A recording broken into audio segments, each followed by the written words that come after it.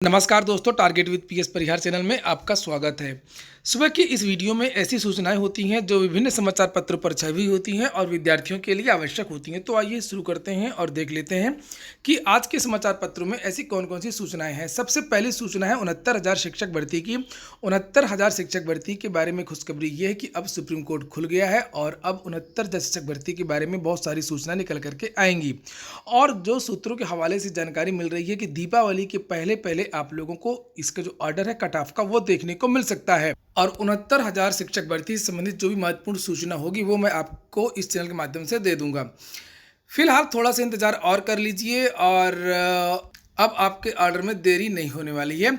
अगली सूचना है रेलवे की। लिखा ग्रुप डी भर्ती में 20,000 पद घटाए।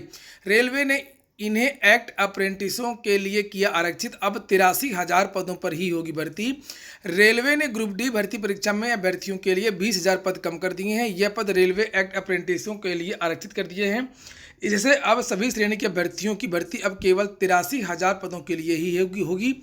रेलवे ने ग्रुप डी की 1,03,769 पदों पर भर्ती की प्रक्रिया शुरू थी। असल में मामला ये है कि अप्रेंटिस के जो विद्यार्थी थे, रेलवे समय समय पर अप्रेंटिस का कोर्स विद्यार्थियों को करवाता है और ये अभ्यर्थी सीधी नियुक्ति चाहते थे, सीधी भर्ती चाहते थे।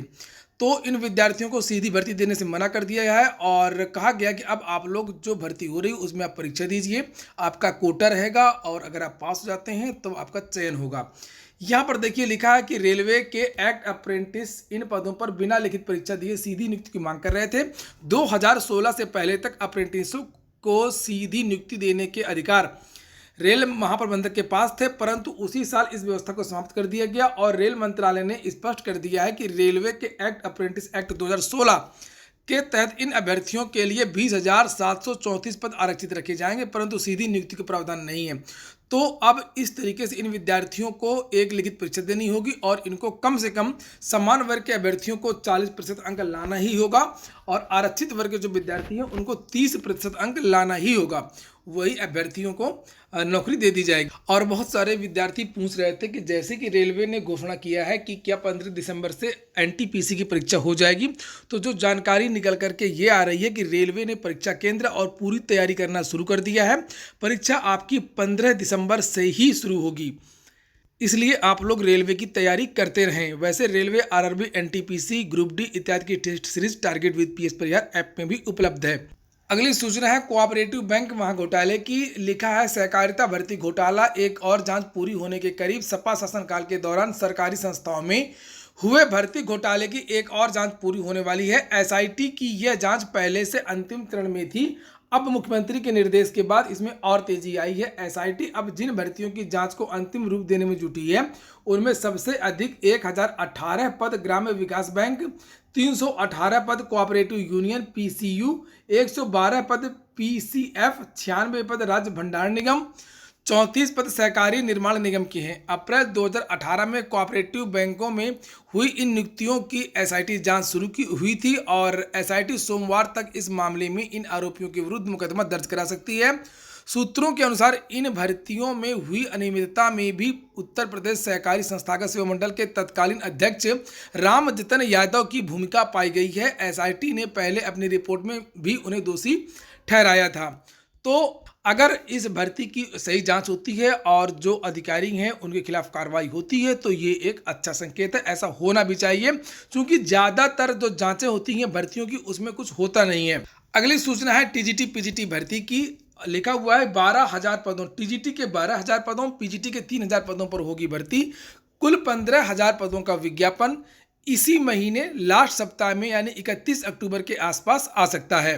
प्रतियोगी छात्र मोर्चा के जो संयोजक हैं विकी खान, उनकी तरफ से भी ये एक पोस्ट की गई है कि 12,000 टीजीटी, 3,000 पीजीटी और 15,000 रिक्तियां शुभ मुहूर्त 31 अक्टूबर तक कभी भी।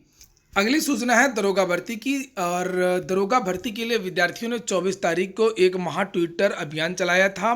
पब्लिश यूपीएसआई नोटिफिकेशन को लेकर के लाखों लोगों ने, हजारों लोगों ने ट्वीट किए थे, रीट्वीट किए थे, बड़े बड़े अधिकारियों को उसमें टैग किया था।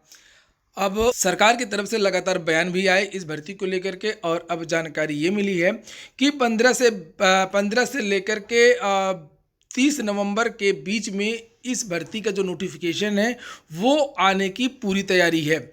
सरकार भी अब दबाव में है, पुलिस भर्ती एवं प्रोन्नत बोर्ड भी दबाव में है और अब ये जो आपका नोटिफिकेशन है वो नवंबर के सेकेंड हाफ यानी कि 15 नवंबर से लेकर के 30 नवंबर के बीच में कभी भी दरोगा भर्ती की जो नोटिफिकेशन है वो जारी हो सकता है। वहीं पर नवनियुक्त शिक्षकों के लिए भी सूचना है, लिखा सीडीओ की अध्यक्षता में शिक्षकों की होगी तैनाती। सहायक अध्यापक भर्ती प्रक्रिया में नवनियुक्त शिक्षकों को स्कूल आवंटित किए जाने में पारदर्शिता बरतने की नीति प्रशासन ने बनाई है। सीडीओ की अध्यक्षता में सारी कवायद डायट कैंपस में काउंसलिंग को लेकर के स्कूल आवंटन में की जाएगी। इसके लिए निर्देश जारी हुए हैं। कोविड-19 की गाइडलाइन का पालन करते हुए सारी प्रक्रिया को पूरा किया जाएगा। शिक्षक भर्ती प्रक्रिया में जिले में आवंटित नवनियुक्त शिक्षकों ने जिला बेसिक शिक्षा अधिकारी कार्यालय में ज्वाइन कर लिया है और जिला बेसिक शिक्षा अधिकारी प्रदीप कुमार पांडेय ने बताया कि अपर मुख्य सचिव बेसिक रेणुका कुमार ने स्कूल आवंटन को लेकर के दिशा निर्देश जारी किए हैं। 26 से लेकर के 28 अक्टूबर तक काउंसलिंग और 29 अक्टूबर को स्कूल आवंटन किए जाएंगे। दिव्यांग और महिलाओं को वरीयता दी जाएगी।